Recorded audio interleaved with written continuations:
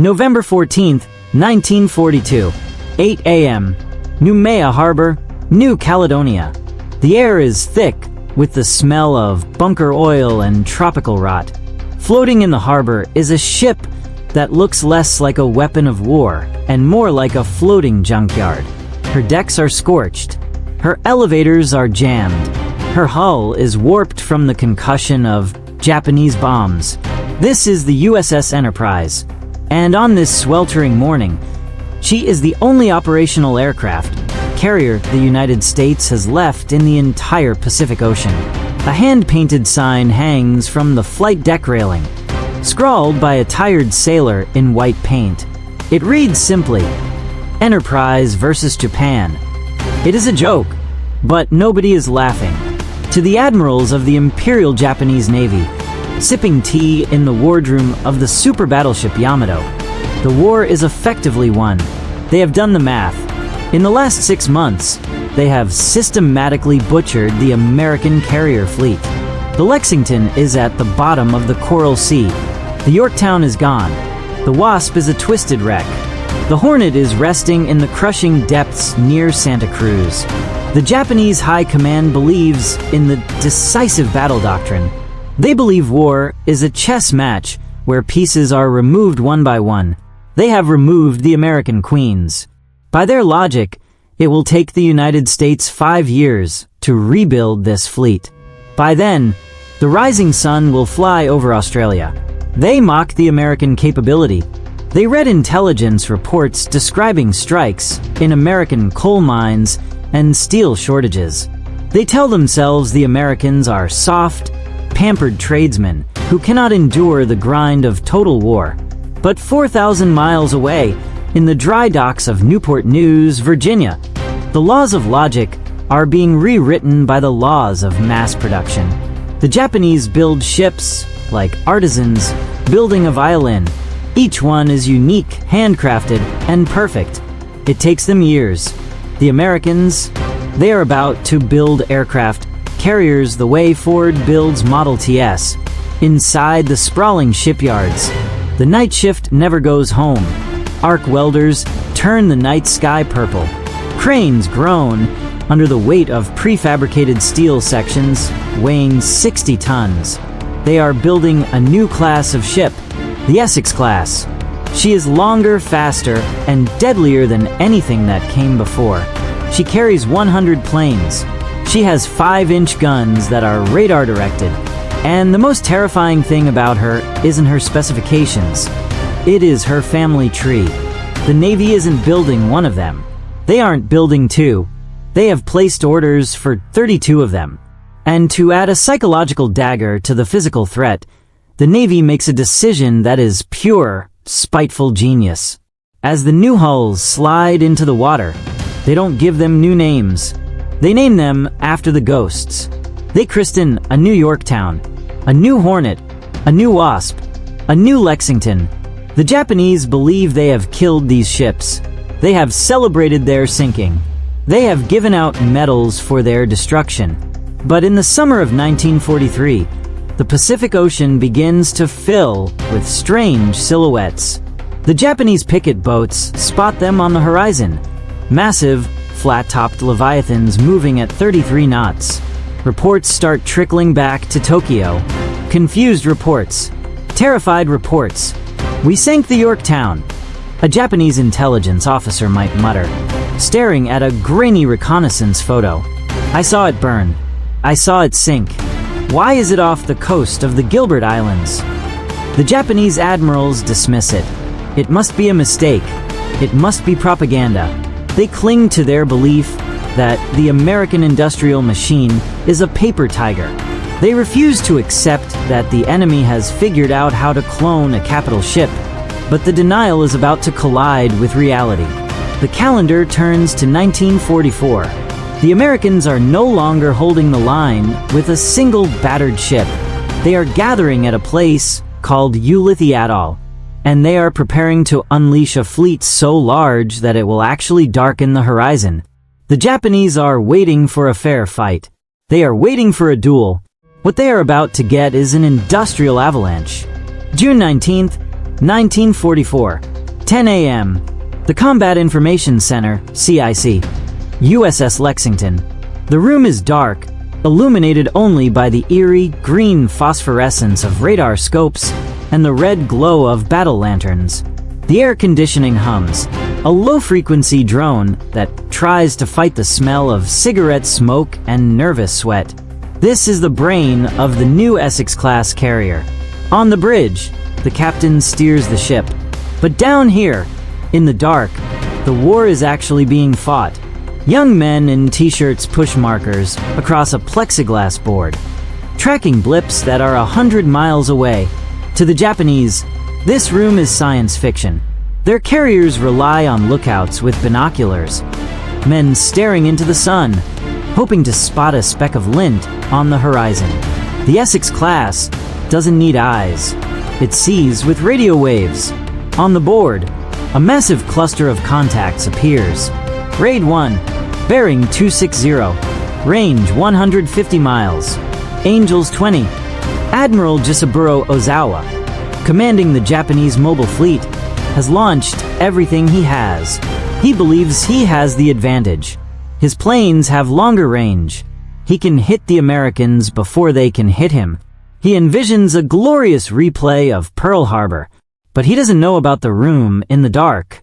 The Lexington, the ship the Japanese have already claimed to have sunk 4 times, vectors her fighters.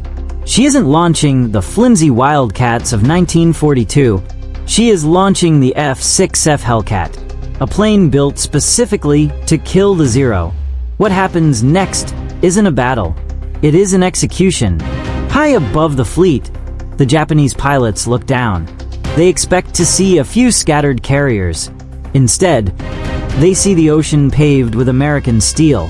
Fast carriers, light carriers, battleships. A formation so dense it looks like a floating continent. Then, the Hellcats dive. It becomes known as the Great Marianas Turkey Shoot. The Japanese lose nearly 400 aircraft in a single afternoon. The sky rains burning aluminum. The Essex-Class carriers don't just defend themselves. They wipe the Imperial Naval Air Service from the history books. But amidst the slaughter, there is a specific psychological horror unfolding for the Japanese high command. They tune into their own propaganda radio. Tokyo rose. She is broadcasting to the American sailors, taunting them. She tells them that the USS Lexington has been sunk. She tells them the USS Yorktown is at the bottom of the sea. But the Japanese pilots returning from the slaughter tell a different story. They report seeing a massive carrier, painted a dark, unique camouflage blue, tearing through the water at 30 knots. They call her the Blue Ghost. It is the Lexington, the ship that refuses to die. Every time Tokyo announces her sinking, she reappears a week later, launching more planes, bringing more death. The Essex-Class has introduced a terrifying new reality. The Americans have made the aircraft carrier disposable. If a Japanese carrier is damaged, it takes them a year to fix it. If an American carrier is damaged, they have floating dry docks, entire mobile repair yards that fix it in a week. Or, even worse, they just bring a new one off the assembly line to replace it. By the fall of 1944, the Japanese Navy is desperate. They have lost their pilots. They have lost their air cover. But they still have their battleships. They still have the Yamato and the Musashi. The Admirals in Tokyo make a decision born of madness and pride. They initiate Shogo 1, Operation Victory. They will take every remaining surface ship they have, strip them of protection, and throw them into a suicide charge at the Philippines. They believe that if they can just get their massive guns within range of the American landing beaches at Leyte Gulf, they can still win. They believe the Americans have become complacent. Admiral Kurita gathers his fleet in Brunei. He tells his captains to prepare for death. They sail for Leyte, hoping to find a few American carriers unprepared. They have no idea what is waiting for them over the horizon. They are expecting a fleet. What they are about to meet is a traffic jam of destruction. October 1944, Ulithi Atoll. If you want to understand why Japan lost the war, you don't need to look at a battle map. You just need to look at a single photograph taken at Ulithi Atoll. It is known as Murderer's Row. Lined up at anchor, stretching across the turquoise lagoon, are the Essex-Class Carriers. The Wasp, the Yorktown, the Hornet, the Hancock, the Ticonderoga. There aren't 2 or 3. There are 17 fast carriers. It is a sight that defies human comprehension. Just 2 years ago, the US Navy was down to 1 ship. Now, they have a fleet that consumes more oil in a week than the entire Japanese Empire produces in a year. When the Japanese launched Operation Victory, their plan relied on a complex deception. They sent a decoy fleet of empty aircraft carriers north, hoping to lure the American fleet away from the landing beaches at Leyte. It was a clever plan. It assumed the Americans had limited resources. It assumed Admiral Halsey would have to choose between killing the decoys or protecting the landings. But the Japanese didn't realize that the rules of scarcity no longer applied to the United States.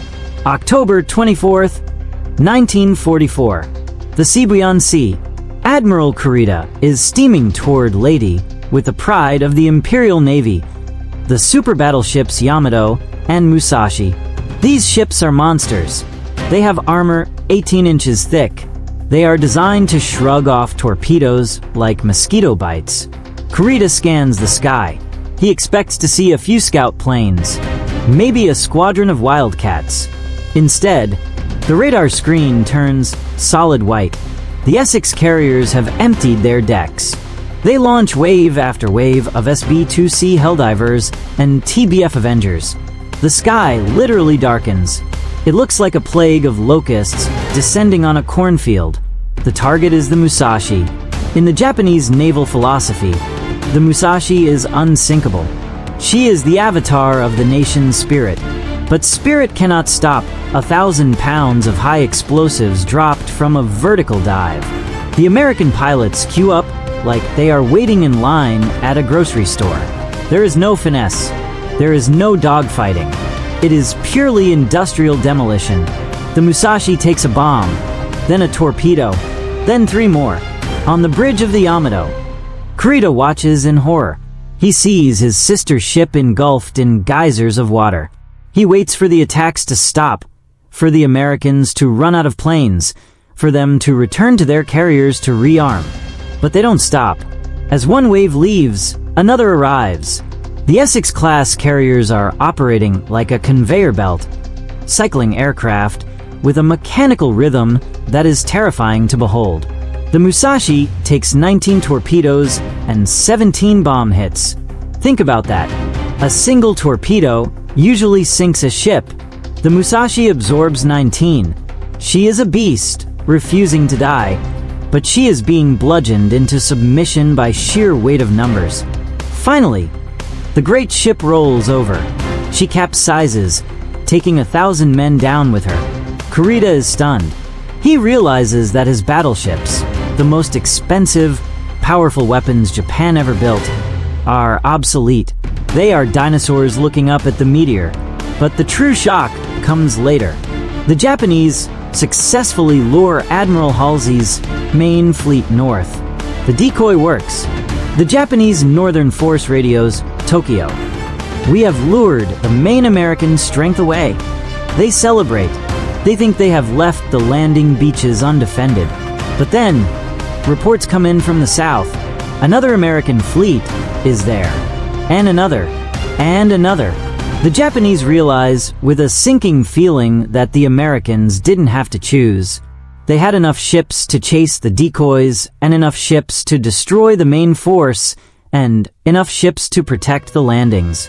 The Essex class had broken the strategic calculus of the war. Japan was fighting a nation that could put a murderer's row in every corner of the ocean. As the sun sets over the burning oil slick where the Musashi used to be, the message is clear. The American Navy hasn't just returned from the dead. It has multiplied. March 19, 1945, 7:08 a.m. The flight deck of the USS Franklin. The war has changed. It is no longer a game of strategy. It is a meat grinder.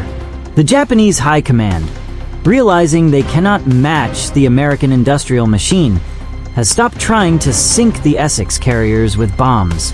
They are now using men. The kamikaze, the divine wind. 50 miles off the coast of Japan, a single Japanese dive bomber slips through the clouds. He isn't aiming for the bridge. He is aiming for the center of the deck, packed with fully fueled Corsair fighters. He hits. The explosion is apocalyptic. Aviation fuel spills into the hangar deck, detonating bombs and rockets. The USS Franklin, an Essex-Class carrier, is instantly turned into a floating volcano. To any Japanese observer, the ship is dead. In 1942, the Akagi took one bomb and burned to the waterline. The Franklin is burning from stem to stern. 800 men are dead or dying.